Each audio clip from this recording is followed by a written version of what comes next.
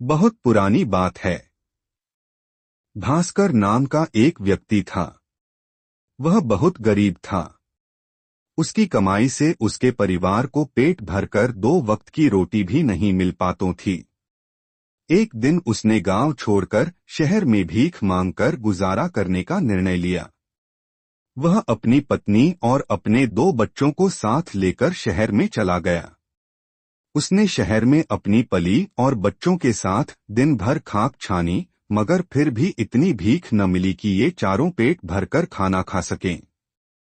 अगले दिन सुबह सुबह वह शहर के एक धनी व्यक्ति के दरबारों पर गया और उससे कुछ वावल मांगे, परंतु उस धनी व्यक्ति ने उस पर तरस खाने के बजाय उसका अपमान करके वहां से भगा दिया। भास्कर अपने मन को मसोस कर यहाँ से बल दिया। वह कुछ दूर हो चला था कि रास्ते में उसे एक फरिश्ता मिला। उस फरिश्ते ने भास्कर को गरीबों पर तरस खाकर उसे एक चमत्कारी पासा दिया और बोला, जब भी तुम्हें भोजन और जत की जरूरत हो इस पासे को कह देना, यह तुम्हें भोजन और जल देगा। पास देखकर फरिश्ता अदृश्य हो गया। भास्कर उस चमत्कारी पासे को लेकर अपने परिवार के पास पहुंचा। वहां पहुंचकर उसने उस पासे से भोजन और जाल की मांग की।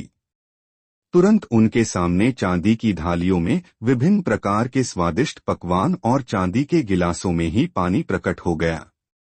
भूखे परिवार ने भरपेट भोजन किया और उस चमत्कारी पासे को लेकर अपने गांव लौट आए। अब उन्हें अपने लिए खाने पीने की कोई चिंता नहीं रही थी। एक दिन भास्कर ने अपने पड़ोसी के पास भी वैसा ही एक पासा देखा। उसके पास इस तरह का पासा देखकर उसका हृदय ईर्ष्या से भर उठा। उसने मन ही मन सोचा, यदि ऐसा ही अनोखा पासा मेरे पड़ोसी के पास भी है तो मेरे लिए यह पासा बेकार की वस्तु है।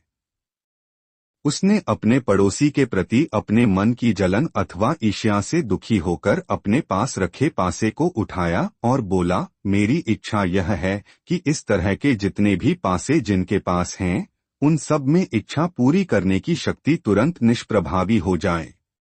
कोई भी पासा किसी की इच्छा पूरी करने में समर्थ न रहे। यह कहकर भास्कर ने अपने पासे की जांच करने का फैसला किया।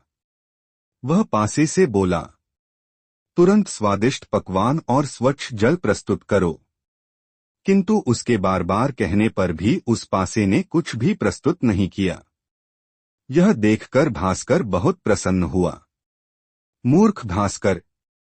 पड़ोसी से अपनी ईर्ष्या के कारण उसने न केवल अपने परिवार का भोजन पानी छीन लिया, बल्कि उन्हें पहले वाली भुखमरी की स्थिति में भी ला खड़ा किया। अंत में उसने उस चमत्कारी पासे को जलाने का निर्णय लिया। किंतु इससे पहले कि वह उस पासे को जला पाता, पासा तुरंत गायब हो गया।